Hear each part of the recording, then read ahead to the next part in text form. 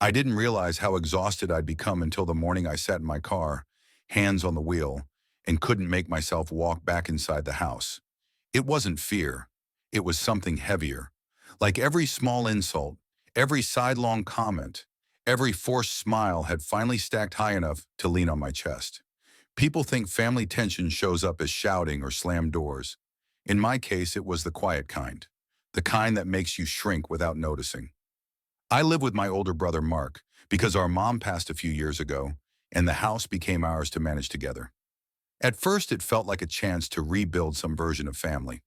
We both had regular jobs, nothing fancy, nothing stressful, and the plan was simple: split costs, split chores, keep the place running. But Mark's way of splitting things shifted fast.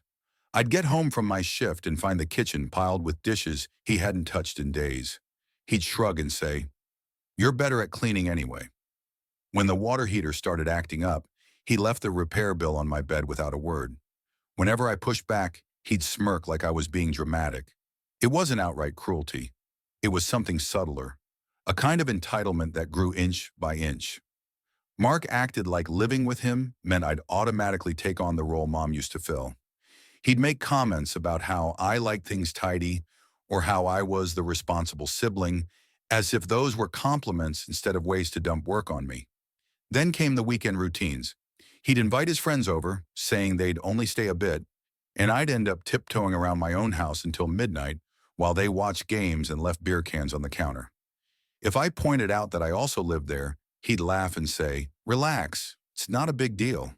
But the part that really got under my skin was how he'd rewrite things in conversations.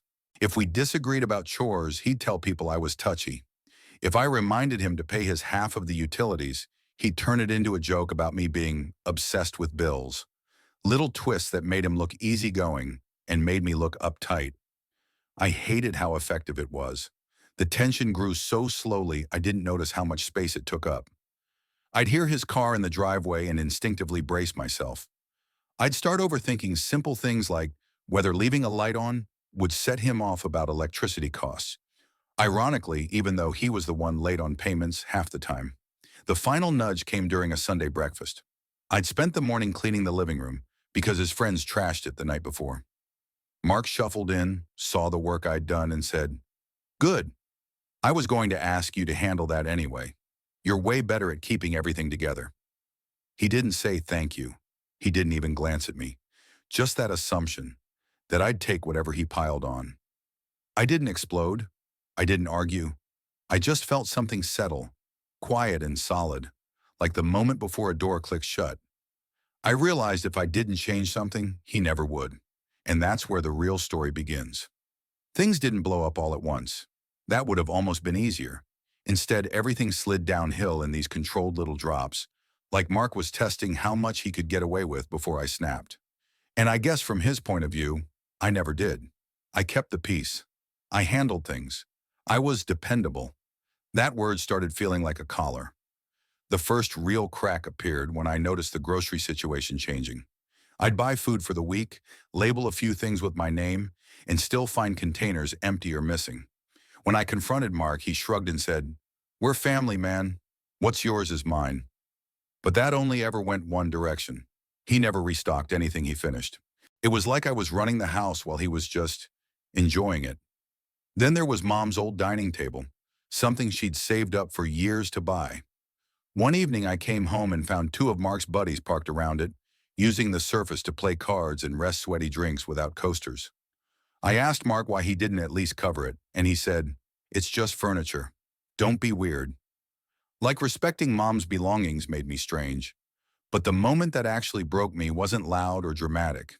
It was small, almost stupid. One afternoon I checked the mailbox and found an overdue notice for the electric bill, the one Mark had insisted he paid a few days ago. When I asked him about it, he rolled his eyes and said, "Maybe try not micromanaging everything. I've got it under control." He didn't. He never did. And when the power company threatened shutoff unless the full past due amount was paid immediately, he still had the nerve to say, "Well, can you cover it? You're better with money." That sentence stuck in my mind like a splinter. Not because he asked, but because he expected it. Like it was my job to fix whatever he messed up. Later that night, I overheard him talking to a friend on the phone, laughing as he said, "Yeah, my siblings basically the house mom. They freak out about everything, but they always take care of it. I don't even worry about bills anymore. House mom, always take care of it." He said it like I wasn't even a person, just a convenience he'd inherited. I sat in the hallway, listening to him joke about me like I was some overbearing nag who existed solely to clean up after him, and something inside me clicked. Not anger, not heartbreak, just a cold, steady realization. As long as I kept tolerating it, he would keep using me. For the first time since moving back home, I saw the situation clearly. Mark didn't respect me. He didn't appreciate me. He didn't even see me as an equal. I wasn't his sibling. I was unpaid labor, emotional and practical. That night, I didn't argue with him. I didn't confront him. I didn't slam a door or demand change. I simply decided I was done carrying him. Quiet revenge doesn't start with rage. It starts with clarity, and I had finally reached mine. Once I made up my mind, everything around the house looked different. I stopped seeing chores and bills as shared responsibilities and started seeing them as tools, ways to let Mark's behavior reveal itself without me lifting a finger. Revenge didn't mean hurting him. It meant stepping back and letting reality land on him for once. The first step was simple. I stopped reminding him of anything. No more, "Hey, rent's due Friday." No more, "Don't forget your half of the groceries." I paid my share directly to the landlord and kept receipts. The rest was on him.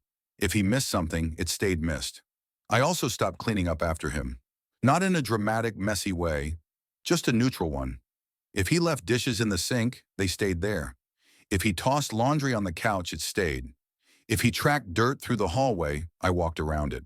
Within a week, the house looked like a slow-moving disaster zone, and Mark genuinely couldn't understand why.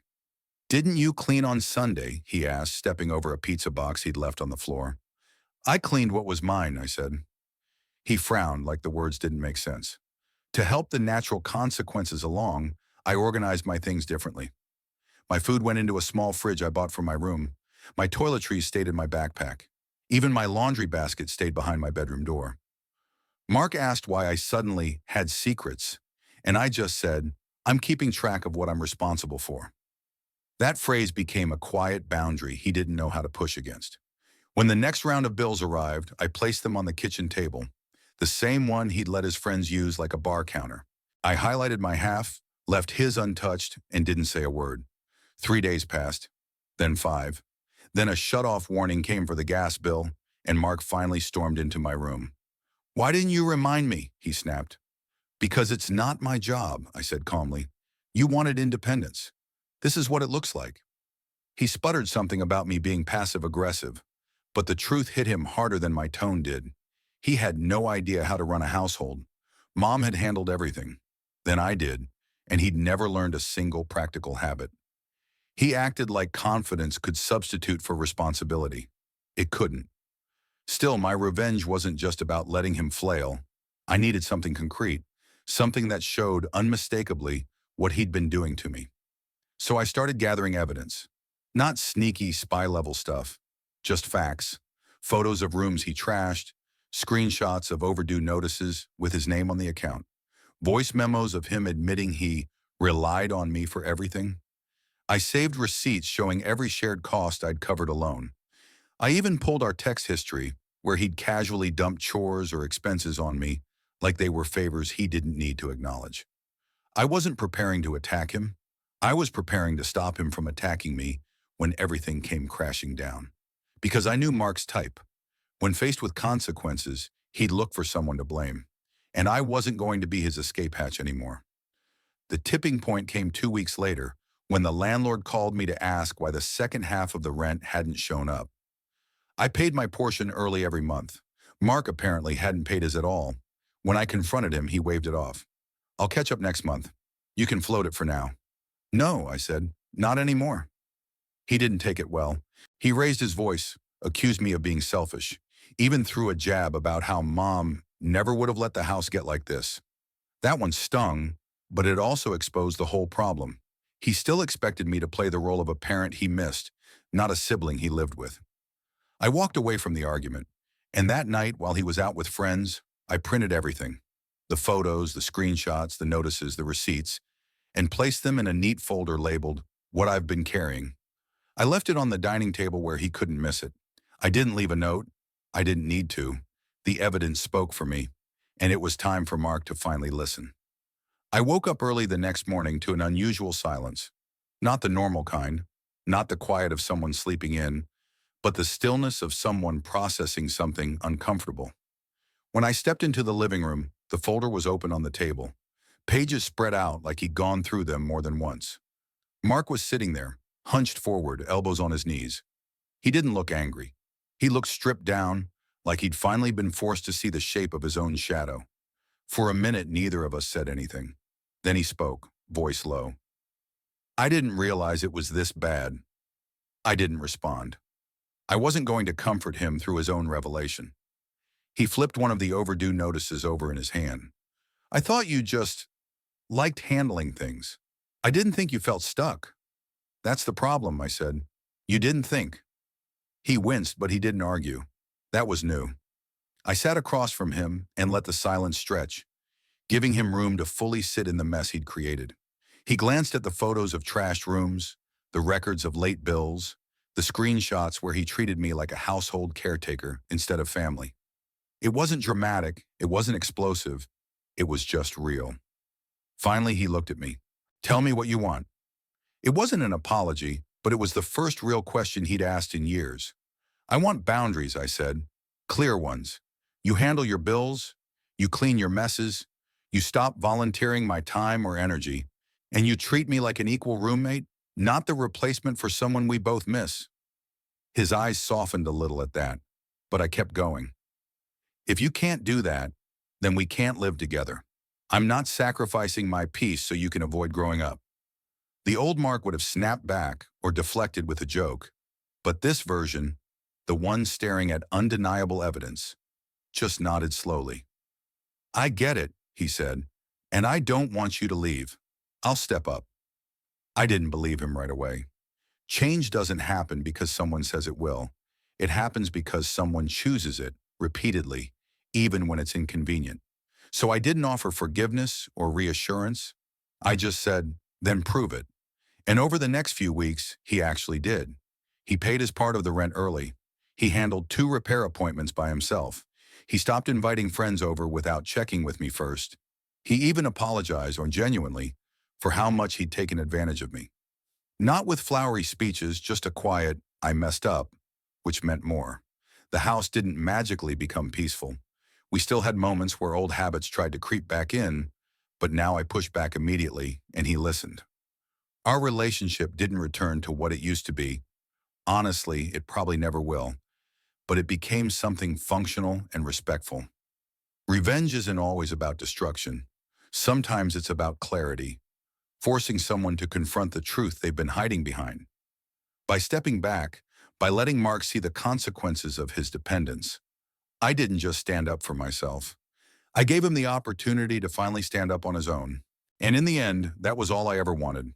A home where both of us carried our share, and where peace didn't depend on me holding everything together alone.